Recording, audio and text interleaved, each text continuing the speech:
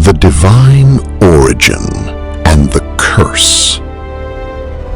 In the heart of ancient Crete, a sun-kissed kingdom steeped in divine mysteries, lay hidden a lineage of kings and queens whose grandeur was matched only by their tragic hubris. But how could such an illustrious lineage give birth to a creature of such monstrosity? The answer lies in a broken pact, a sworn oath betrayed to the god of the sea. Minos, eager to rule over Crete, appealed to Poseidon, promising a sacrifice in exchange for his favor. The god, consenting, caused a bull of extraordinary beauty to emerge from the marine depths. But what was the consequence of this unkept promise? Pasiphae's passion. Poseidon's wrath manifested in a curse that struck the most innocent among the guilty. Pasiphae, the queen, wife of Minos and daughter of the sun. The god instilled in her an unnatural passion for the white bull, a desire that transcended all human and divine limits. But how could a queen, a descendant of Helios, succumb to such an abyss of depravity? It was the ingenuity of Daedalus, the Athenian architect exiled to Crete, that made the unimaginable possible.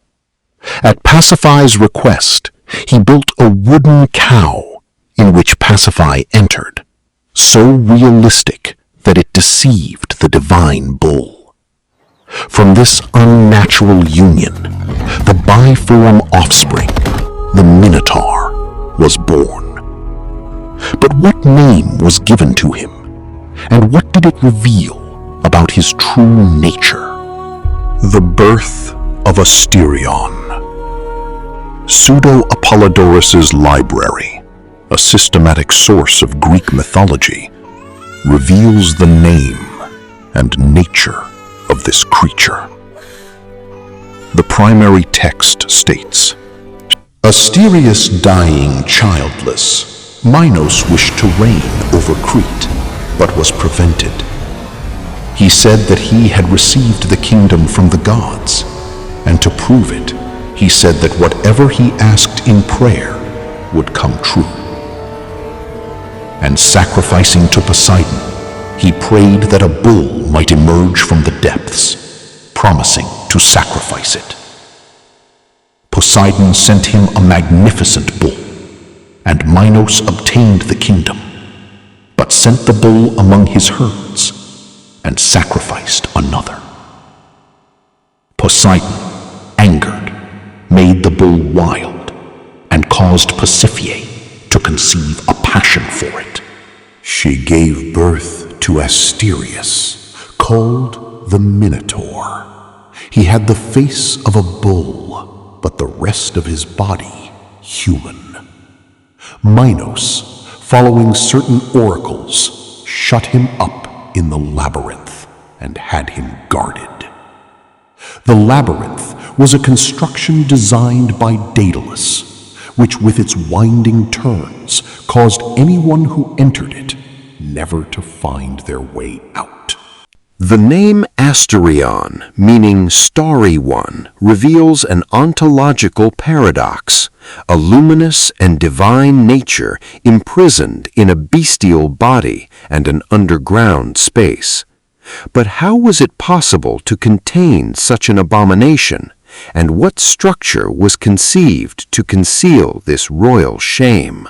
The construction of the labyrinth.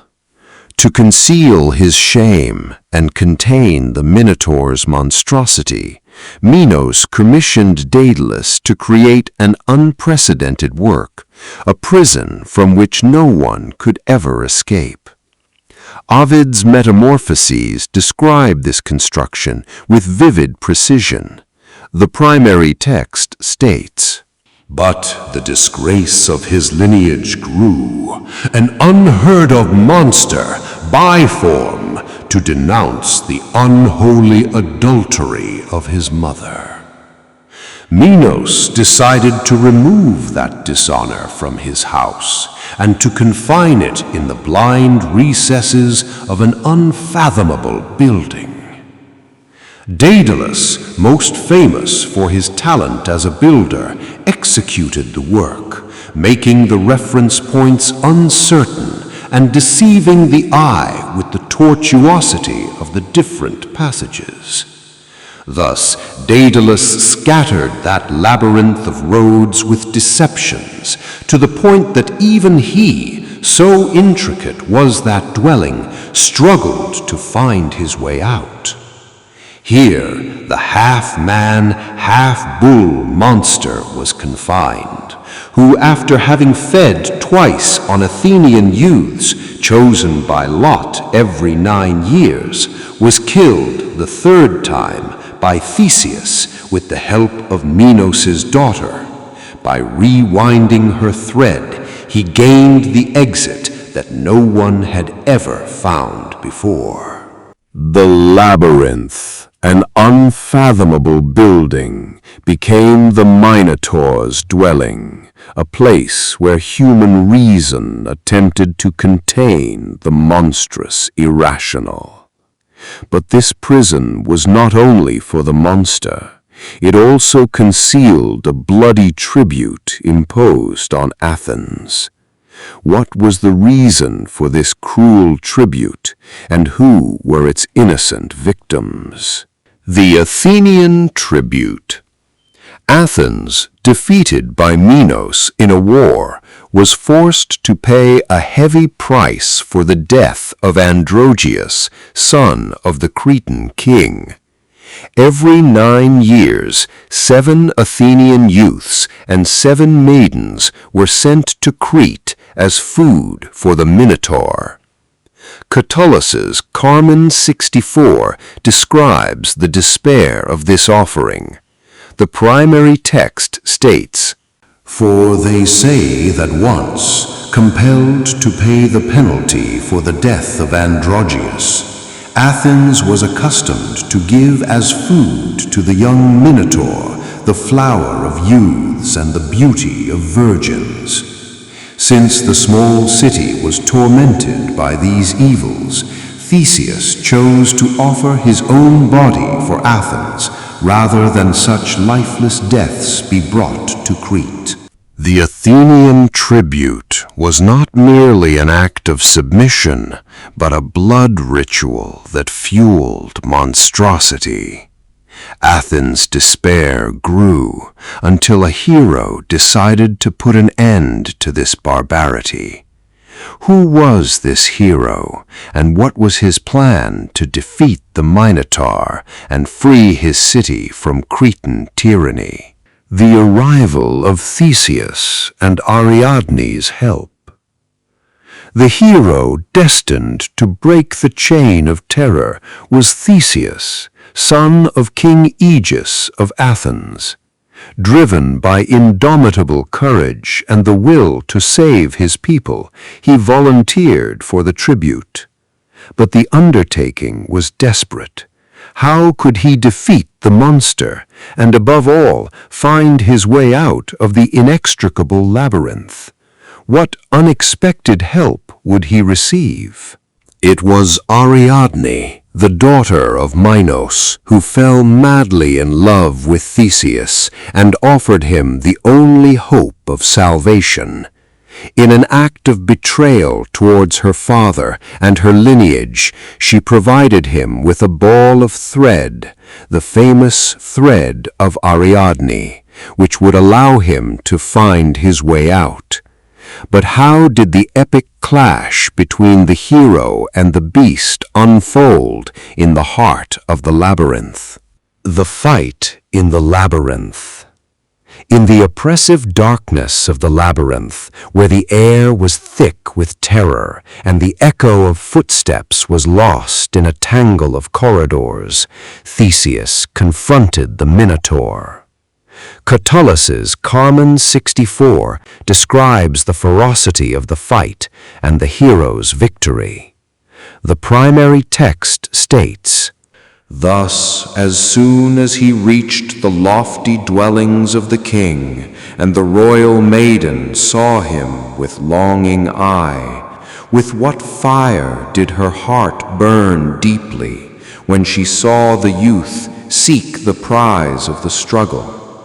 For as an oak that shakes its branches on the summit of Taurus, or a pine that oozes resin with agitated bark, which an untamed wind uproots with its breath, falls far away, sweeping away everything it encounters, so Theseus struck down the body of the subdued monster, which in vain shook its horns in the empty air. Then he returned safe and sound, with much glory, guiding his wandering steps with a thin thread, lest the inexplicable error of the labyrinth deceive him as he exited the winding turns." Theseus's victory was a triumph of reason over the irrational, of order over chaos. But the joy of this victory was soon overshadowed by an act of betrayal and abandonment. What was the fate of Ariadne, she who had made the hero's feat possible? The abandonment of Ariadne on Dia. After defeating the Minotaur and leading the Athenian youths out of the labyrinth, Theseus sailed from Crete, taking Ariadne with him. But their journey did not have a happy ending.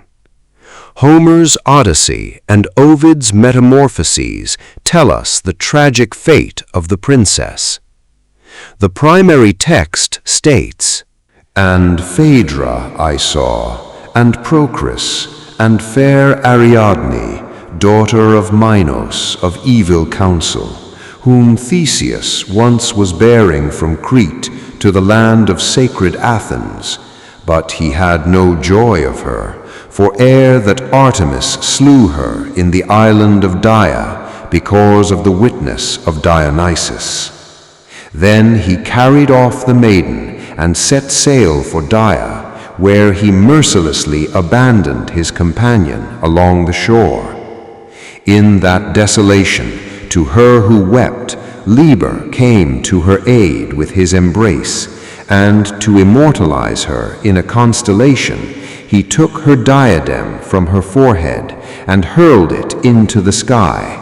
It flies lightly through the air, and as it flies, the gems turn into brilliant fires, which, maintaining the appearance of a diadem, settle halfway between the kneeling man and the serpent-bearer." Ariadne's abandonment on Dia, though tragic, was not the end of her story.